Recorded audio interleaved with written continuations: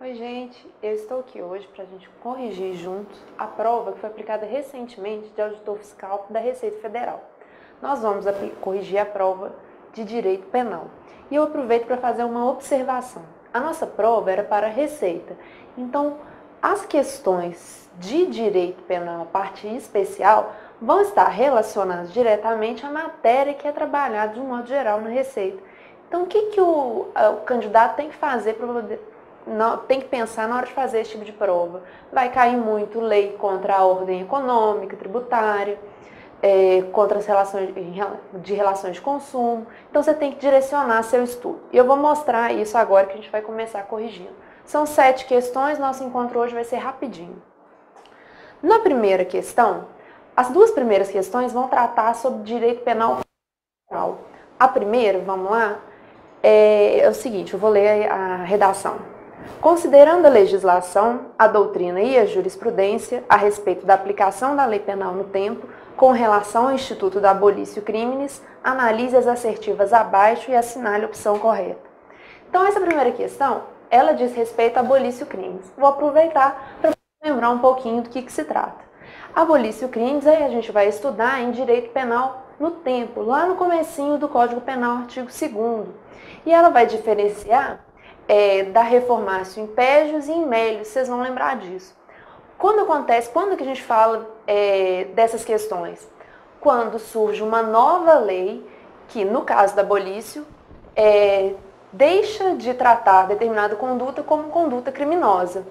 É o caso de, por exemplo, surgiu uma nova lei hoje dizendo que, um exemplo esdrúxulo, o roubo não é mais crime. Isso seria abolício crimes. Quando acontece essa situação de uma conduta deixar de ser crime, essa alteração normativa vai retroagir para alcançar os fatos havidos antes dessa alteração normativa. É diferente quando essa reforma for para agravar a situação do réu. Então, se ela continua entendendo, por exemplo, o roubo continua sendo roubo e a pena vai ser agravada. Nesse caso, a situação do réu piora. E aí, a alteração legislativa não retroage para poder abraçar aquelas condutas que ocorreram antes da alteração. Então, onde que a gente vai ver isso? No artigo 2º, você vai ver lá no seu código. Ninguém pode ser punido por fato que lei posterior deixa de considerar crime, cessando em virtude dela a execução e os efeitos penais da sentença condenatória. Por que eu li? Para você pegar o seu código e grifar aí efeitos penais. Os efeitos civis, eles não vão ser afetados. Então, grifa aí para você gravar, a gente vai precisar dessa informação daqui a pouco. Então, a gente já lembrou o que é a abolício, a gente vai saber que essa alteração, né, quando a norma penal passa a tratar uma determinada conduta não mais como crime, ela retroage para poder beneficiar o réu. Então, o que essa questão nossa está dizendo? Ela vai apresentar uma lista de opções e a gente vai ter que ver o que é verdadeiro ou falso na hora de responder. Então vamos lá no slide aqui, ver quais são essas opções. Primeira opção, abolício criminis pode ser aplicada para delitos tributários? Sim, por que não? Essa é uma regra geral que está no Código Penal, nesse artigo que a gente acabou de ler, não há exceção e nem poderia haver, nem seria o caso de haver. Então essa é a primeira questão, verdadeira, está tranquilinho. Segunda questão. A lei penal pode retroagir para prejudicar o réu já condenado em trânsito em julgado e tal instituto denomina-se abolício criminis. O que está errado aqui? A lei penal pode retroagir para prejudicar o réu. Não, isso nunca vai acontecer. Se a lei agrava a situação do réu, lembra que a gente falou, reformácio impédios, ela não retroage. E abolício crimes nunca vai ser para prejudicar o réu, porque se aquela conduta que ele praticou deixa de ser crime, jamais será em prejuízo dele. Então, essa questão, item 2 está errado. Item 3.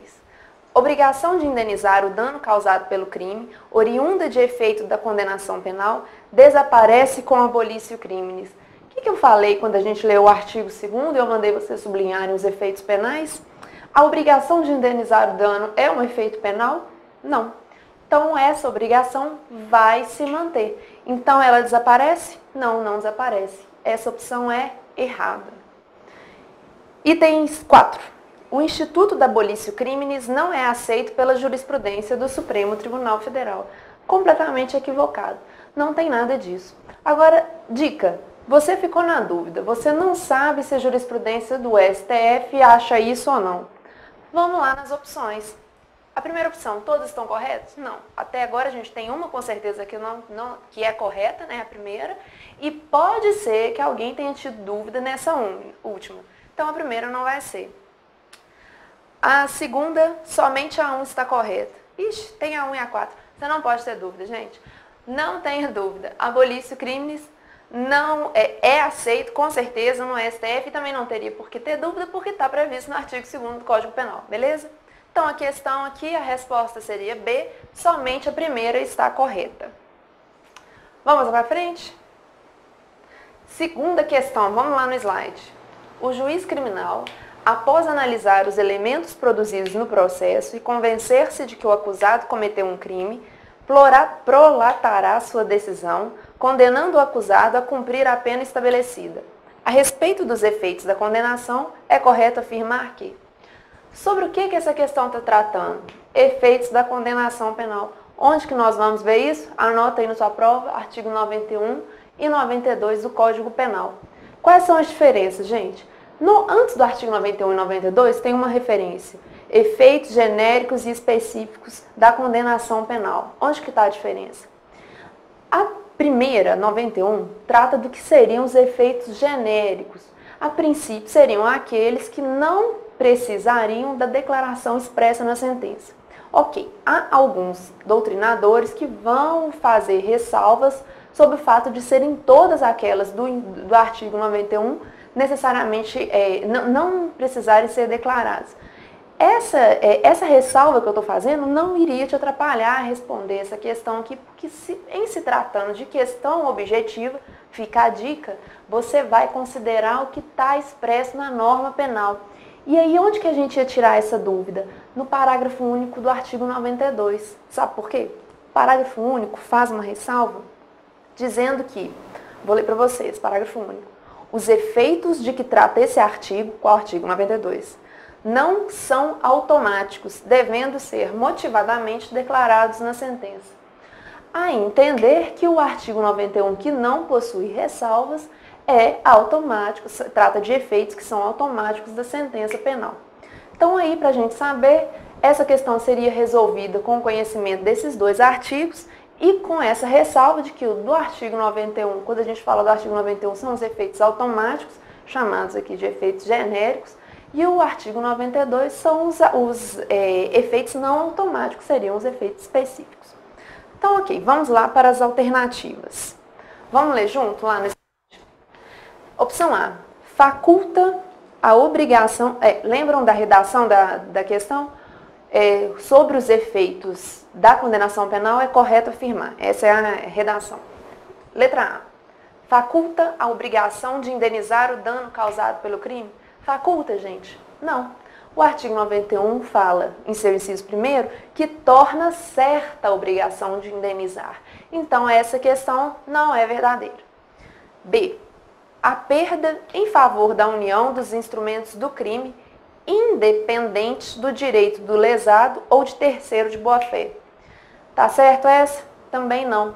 O artigo 91, em seu inciso 2, fala que essa perda, ela não é independente do direito do terceiro, é ressalvado o direito do terceiro de boa-fé. Então, tá errado aonde? No independente. Não é essa a nossa resposta. C, perda automática de cargo ou função pública. Veja aqui que o examinador passou tentando enganar a gente, dizendo perda automática. O erro está exatamente aí. Esse efeito está previsto no artigo 92. Então, no artigo 92, esses efeitos têm que ser declarados. Artigo 92, inciso 1, combinado com seu parágrafo 1º. Hipótese errada.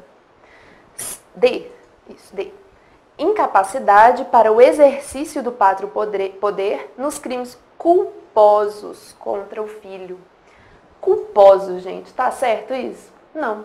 Só contra os crimes dolosos. Não faria o menor sentido seria um certo exagero, poderia ferir a proporcionalidade, dizer que os culposos ensejariam a perda do poder.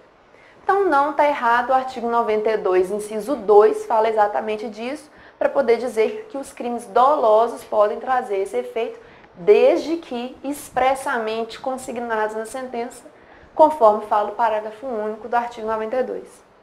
Por último, a opção E. Inabilitação para dirigir veículo quando utilizado como meio para a prática de crime doloso, se declarado na sentença. Perfeito. O examinador aí completou exatamente o que precisava na nossa questão para ela ser correta. Se declarado na sentença. Ele está dizendo aqui para a gente que esse efeito não é automático. E não é mesmo, de acordo com o que o artigo 92, no seu inciso 3, diz, isso combinado com a norma do parágrafo único. Então, essa questão, as duas primeiras questões, tranquilinhas, parte geral do direito penal, vocês devem estar afiados nela. Vamos passar agora para as 5 questões que vão dizer respeito da parte de direito penal especial. E é nessas que a gente tem que atentar para 2 coisas. 1, crime contra a administração pública. Sempre cai. Tem que estudar mesmo. E, como a gente está falando aqui da prova de auditor fiscal, a gente vai ver que foi muito cobrado as crime contra a ordem econômica, como a ordem tributária. Então, isso você tem que estudar mesmo. São normas pequenininhas, são fáceis de organizar, de estudar, de pensar, enfim. Vamos para a terceira questão? Vou ler aqui, ó. Vamos lá, acompanha no slide. Assinale a opção correta entre as assertivas abaixo, relacionadas aos crimes contra a administração pública nos termos da legislação penal, doutrina e jurisprudência dos tribunais superiores. Então, aqui nessa questão, o nosso examinador está querendo testar os nossos conhecimentos com relação aos crimes contra a administração pública. Aqui, a gente vai ter que ler cada opção e analisar para ver qual que é a certa. Primeiro, letra A.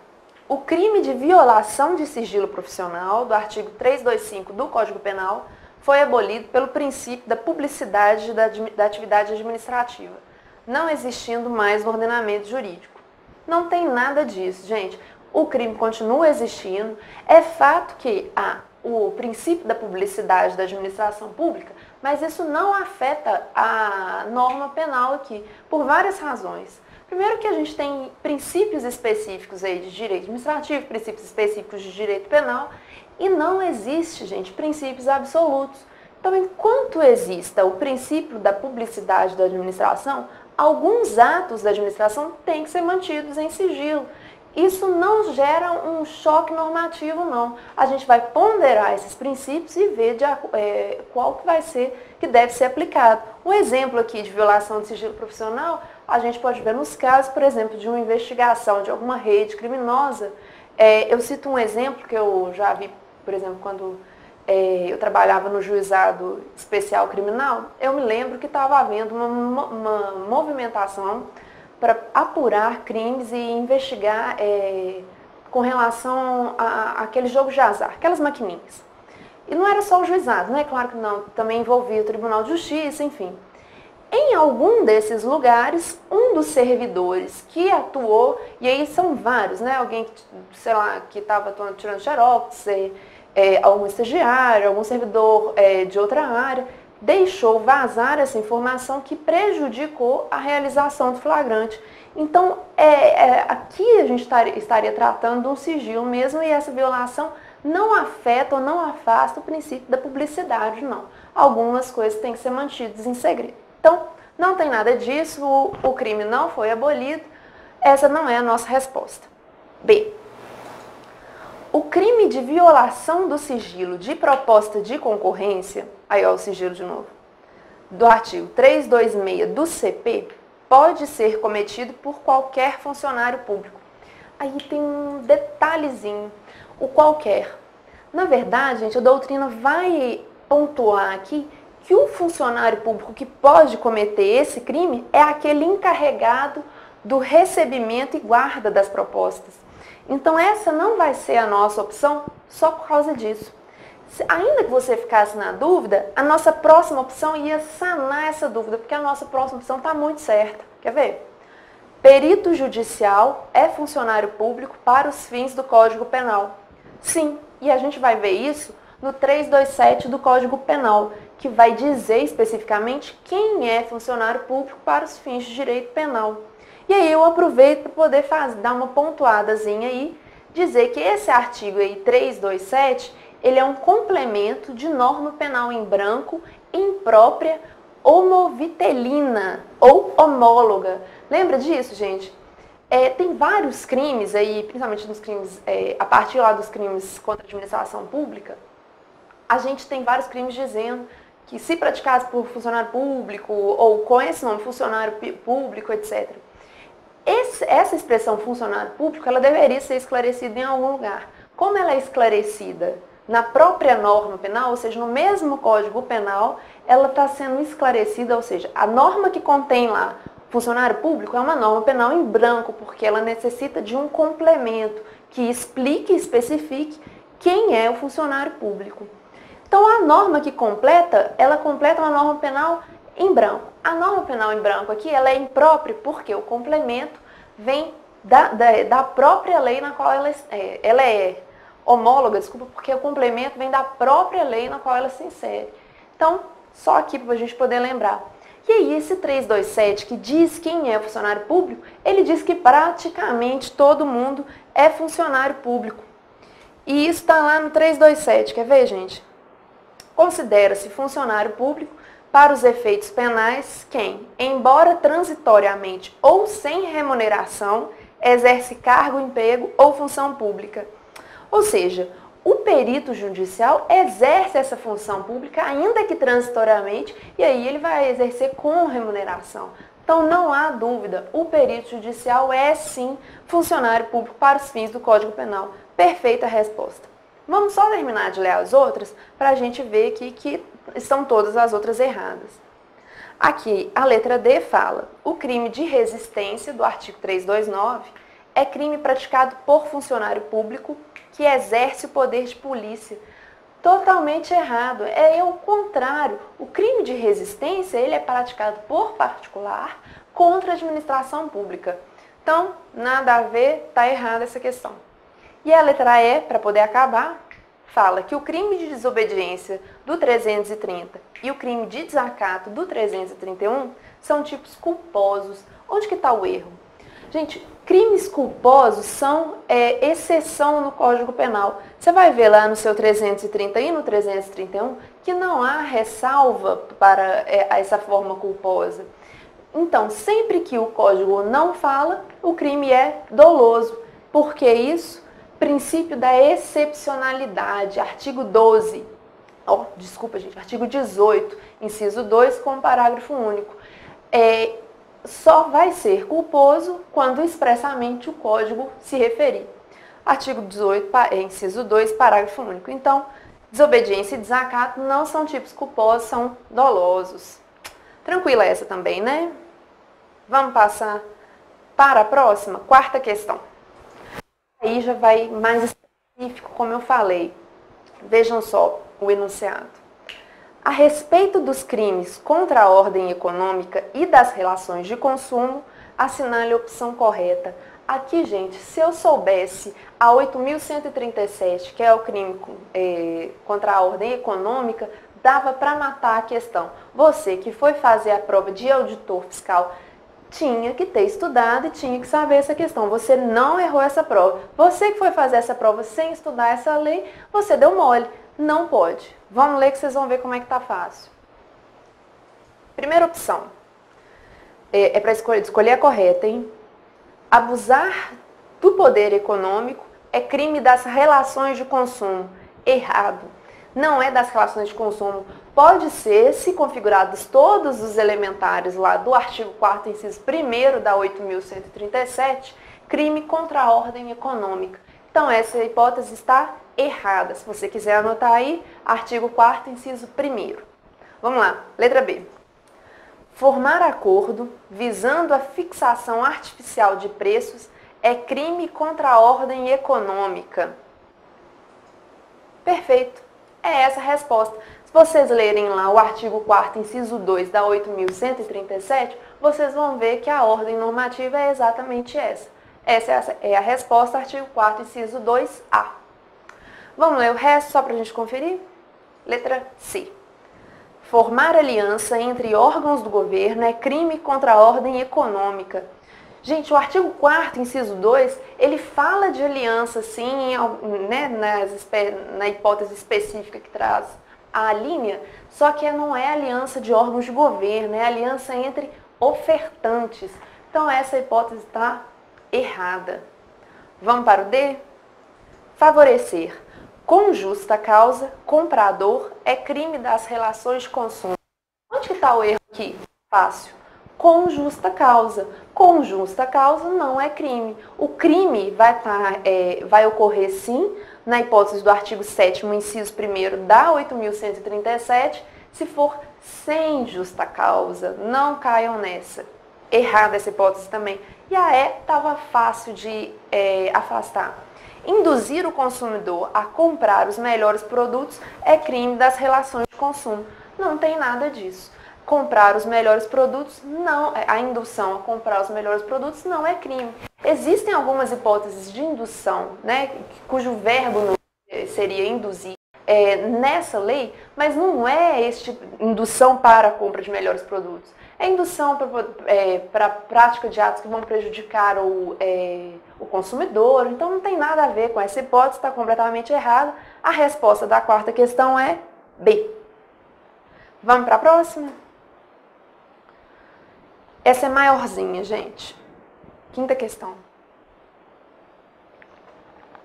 Vamos lá. Alexandre, empresário, monta uma pirâmide, cadeia, na qual indica oportunidade infalível de investimento em que cada pessoa recrutada por ele lhe paga R$100 e tem a obrigação de recrutar mais 10, com a finalidade de aumentar o faturamento. Os recrutados obteriam dinheiro dos novos recrutados em uma cadeia progressiva de participantes em que cada pessoa ganharia mais em função do número de recrutados obtidos. Com esse processo fraudulento, causou dano efetivo a um número indeterminado de pessoas e acabou sendo denunciado por um crime. À luz da parte geral do Código Penal, das leis de crimes contra a economia popular, ordem econômica, ordem tributária e relações de consumo, assinale a opção correta. O que você precisava saber para responder essa questão, gente? Duas coisas simples. Primeiro, tinha que ter lido a lei de crimes contra a economia popular. A resposta está lá. Segundo, saber um pouquinho de ação penal. Vocês vão ver por quê. Vamos ver as opções? Primeiro, gente, o artigo da lei de crimes contra a economia popular que enquadra perfeitamente na nossa hipótese aqui que a gente acabou de ler. Artigo 2º, inciso 9º, Lei 1521 de 1951.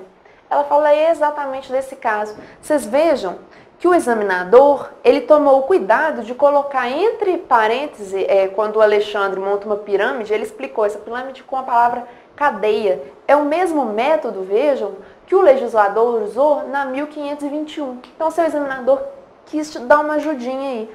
Porque no artigo 2º, no inciso 9, o legislador descreve o que é a conduta criminosa, falando de gerar prejuízo a um número determinado de pessoas, exatamente da forma que está a sua questão aí, e entre parênteses ele explica a conduta com, entre outras palavras, cadeia. Então, essa hipótese aqui é de um crime contra a lei de crimes contra a economia popular. Artigo 2º, inciso 9, se você quiser conferir depois aí, Lei 1521 de 51. Vamos ler as opções? Gente, essa aqui tinha umas facinho da gente já excluir de cara. Aí, ó, a letra C. Alexandre será submetido a júri popular. Isso não dá para errar, gente. Júri popular, somente crimes dolosos contra a vida. Não falamos nada disso na questão. Então, essa está completamente errada, a gente já tinha que ter riscado de cara. A C não é. E a E que fala que o Alexandre teria que ser absolvido por a atividade criada ser lícita. Ela não é lícita, tanto que a gente acabou de ver no artigo 2º, inciso 9, da 1521. Então, vamos lá, nas que sobraram. A. Deve responder por crime contra a ordem tributária? Não, não é contra a ordem tributária. É contra a Lei de Economia Popular. Então a A não está certa. B. A ação penal pode ser promovida por qualquer dos recrutados por Alexandre? Não, aí que está a questão que eu falei que vocês deveriam saber também de ação penal. Nessa hipótese da B, o examinador aqui está querendo ver se você sabe que essa lei aqui, que esse crime aqui não é de ação penal privada. Se pudesse ser iniciada ou promovida por qualquer dos prejudicados, seria uma ação penal privada e não é o caso. A nossa lei 1521 fala que é ação penal pública e nesse ponto, se parasse por aí, ela não precisava falar nada. Porque quando a norma penal não diz nada, a ação penal é pública incondicionada. Só que o que o legislador fez aqui, nessa lei contra a ordem econômica, contra a economia popular, desculpe? Ele avisou que além de ser pública, ela é condicionada à representação. Então, precisa que os prejudicados manifestem o seu interesse de ver processado o sujeito que lhes causou prejuízo.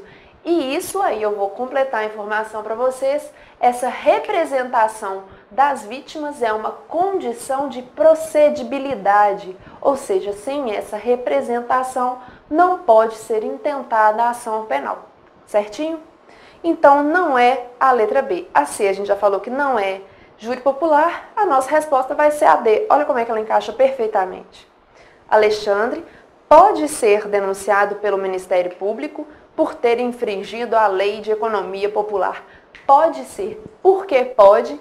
Porque vai depender da representação das vítimas, ok? Condição de procedibilidade. Vamos para a próxima?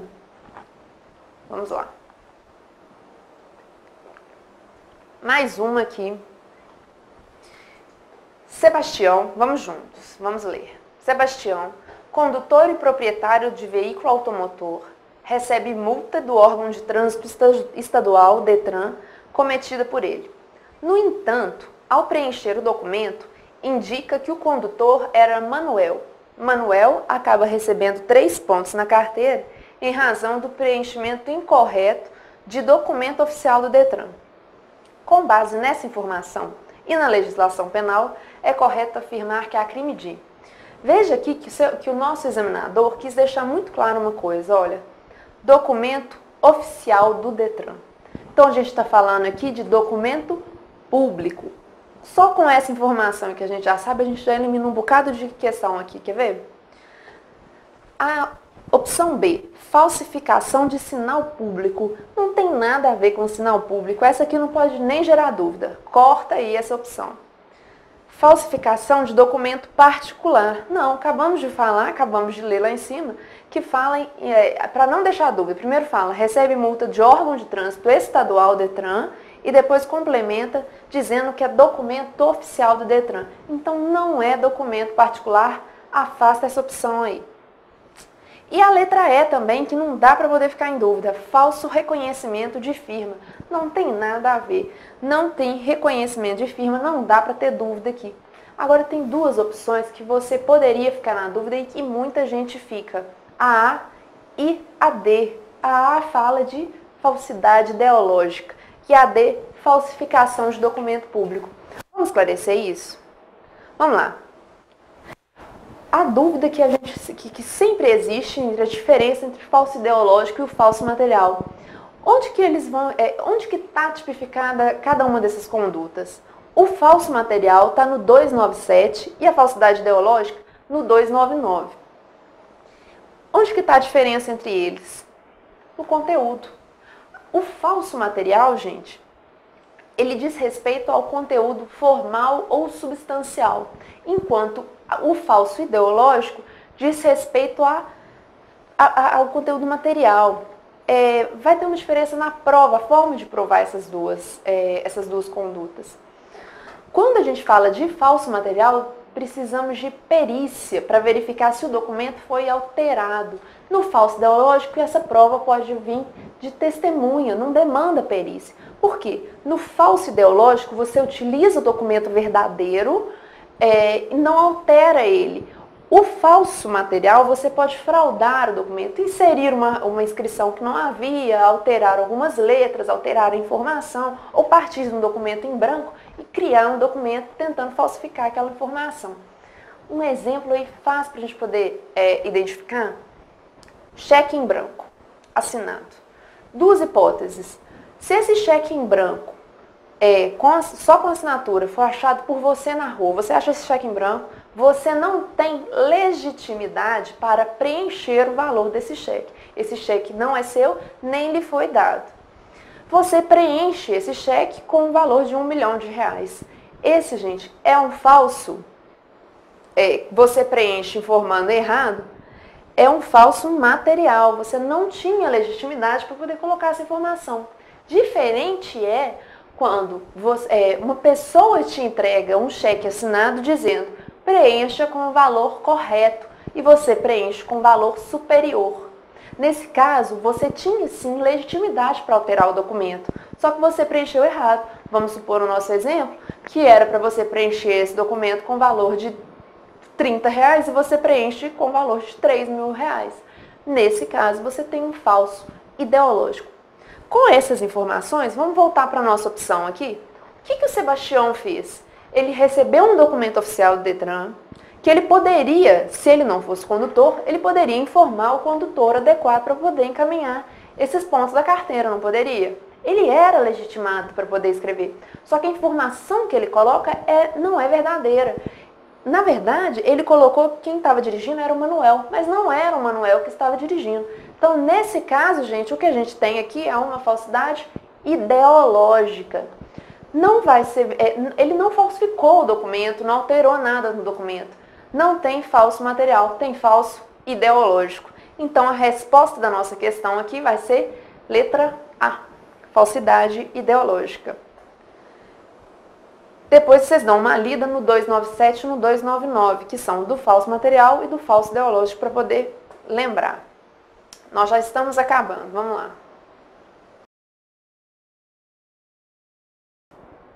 Vamos juntos, vamos ler a questão. Carmen, fiscal de tributos, ao fazer auditoria contábil em empresa, intencionalmente abre, ex officio, cartas dirigidas ao proprietário do estabelecimento comercial para verificar se elas tinham alguma informação relevante sobre o faturamento da empresa. Assim, é correto afirmar que, aqui nessa questão, a gente também pode afastar um monte de opção. Quer ver? A primeira hipótese de resposta que o seu examinador apresentou foi: há crime de inutilização de documento. Teve inutilização de documento aqui? Não. O que a Carmen fez? Ela abriu uma cartas dirigidas ao proprietário, não destruiu, não inutilizou, enfim. Não há crime de inutilização de documento. Essa aqui a gente já exclui. B. Há crime de concussão. Claro que não, gente. O que é concussão? Ela exigiu para ela algum benefício de outra pessoa em função do seu cargo? Não. Ela agiu por conta própria, dolosamente, e isso o examinador deixou bem claro ao dizer que intencionalmente abre de ofício cartas dirigidas ao proprietário. Então, não há crime de concussão. C. Não há crime e sim infração administrativa.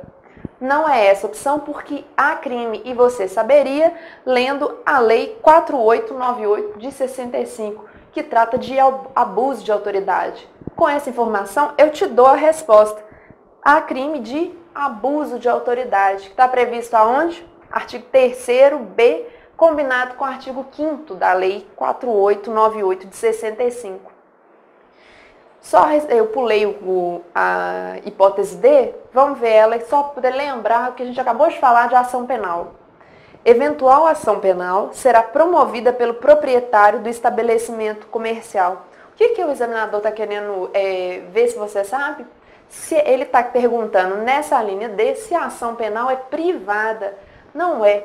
Na própria lei, expressamente está dizendo que essa ação vai ser intentada pelo Ministério Público. Quando diz isso, mediante denúncia, né? Intentada pelo Ministério Público mediante denúncia, o legislador está te dizendo que essa é uma ação pública, penal pública. Como não há referência, nesse caso o artigo 12 fala que a ação será iniciada independente de inquérito policial ou justificação por denúncia do Ministério Público, ou seja, por denúncia do MP, ação penal pública. Instruída com a representação da vítima do abuso. A representação, condição de procedibilidade. Então, essa ação é o quê? Penal pública condicionada à representação da vítima. Então, onde que a gente vai entender essa questão? Primeiro, o examinador deixou tudo bem claro, falando que a Carmen é fiscal de tributo. A fiscal de tributo é autoridade para a Lei 4898? Sim. Quem vai dizer isso para a gente é o artigo 5º dessa própria lei, que diz: considera-se autoridade para efeitos dessa lei quem exerce cargo, emprego ou função pública de natureza civil ou militar, ainda que transitoriamente e sem remuneração. Então, é tranquilo, ela é sim autoridade para os fins da nossa lei, e o crime de abuso de autoridade está previsto no artigo 3º, opção letra B, fala: constitui abuso de autoridade qualquer atentado ou violação ao sigilo das cartas do proprietário. Então, é crime. Nossa resposta aqui é a letra E. O crime é abuso de autoridade, porque a Carmen é sim autoridade, e o intencionamento aqui não deixa dúvidas que a conduta é dolosa, o que está expressamente exigido lá na nossa lei 4898. Então, essa questão também vai ser respondida com tranquilidade, letra E. Com isso, gente, a gente matou a nossa prova de auditor fiscal da Receita Federal. E eu mostro para vocês que você precisava, candidato, nessa prova específica, se preparar com algumas leis, com alguns crimes que não necessariamente caem em outras provas que têm mais questões de direito penal. Então, a gente tem sempre, quando for preparar para uma prova, estudar o que cai mais, prestar atenção, fazer uma seleção naquilo que é mais cobrado e se dedicar um pouco para isso. Você não poderia ir para essa prova sem ler algumas questões, algumas leis bem específicas, como a nossa lei lá contra a ordem econômica. Com isso, gente, eu encerro o nosso encontro. Uma boa sorte para vocês e bons estudos.